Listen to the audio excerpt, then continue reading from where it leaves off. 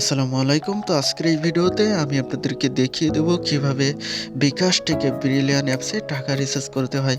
তাহলে চলুন শুরু করা যাক। তো সর্বপ্রথম আমার ফোনে থাকা যে ব্রিলিয়ান অ্যাপটি রয়েছে, সেই ব্রিলিয়ান অ্যাপটি আমি ওপেন করছি। তো আপনারা আপনাদের ফোনে থাকা ব্রিলিয়ান অ্যাপটি ওপেন করবেন।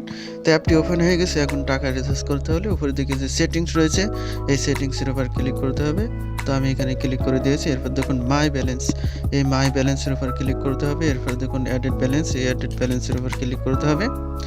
তো আমি এখানে ক্লিক করে দিয়েছি। এরপর দেখুন আমার ব্যালেন্সে 12 টাকা 36 পয়সা রয়েছে।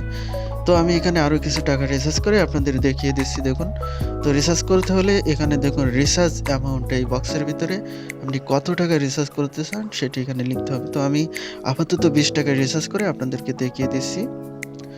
তো এখানে 20 টাইপ করতে হবে, 20 লিখতে হবে। এরপর পাশে দেখুন লেখা আছে রিচার্জ, এটির উপর ক্লিক করতে হবে। তো এখানে ক্লিক করলে একটু লোড নেবে। তো লোডটি শেষ হওয়া পর্যন্ত আমরা একটু অপেক্ষা করি। তো দেখুন এখানে অনেকগুলো অপশন দিয়েছে। বিকাশ থেকে পেমেন্ট করতে পারবেন, সরাসরি বিকাশ করতে পারবেন এবং নগদ থেকে আরও কিছু মাধ্যম এখানে দিয়ে দিয়েছে।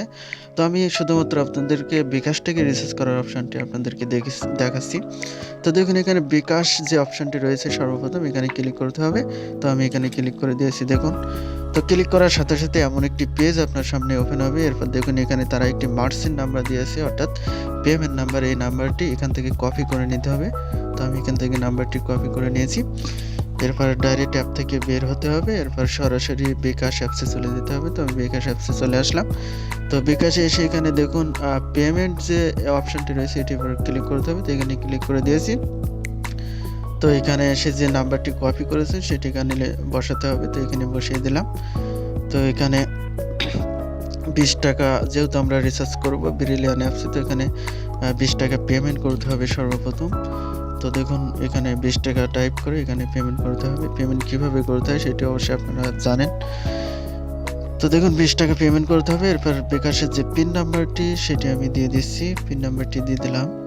এরপর এখানে ট্যাপ করে ধরে রাখলাম পেমেন্টটি করার জন্য।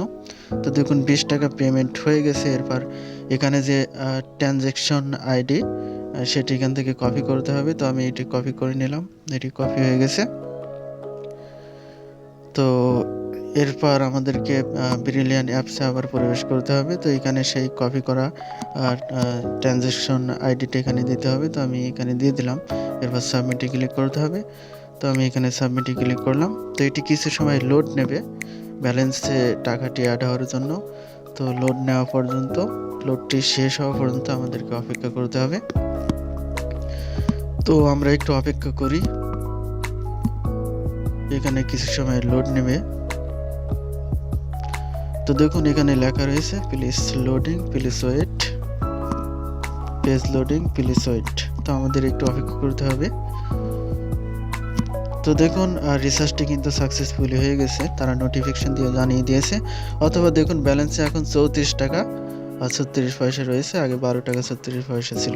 তো এইভাবে চাইলে খুব সহজে আপনারা আপনাদের বিকাশ থেকে ব্রিলিয়ান অ্যাপসে টাকা রিচার্জ করতে পারবেন।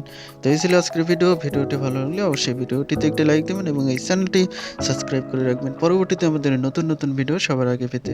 সে পর্যন্ত সবাই ভালো থাকবেন। আল্লাহ হাফেজ।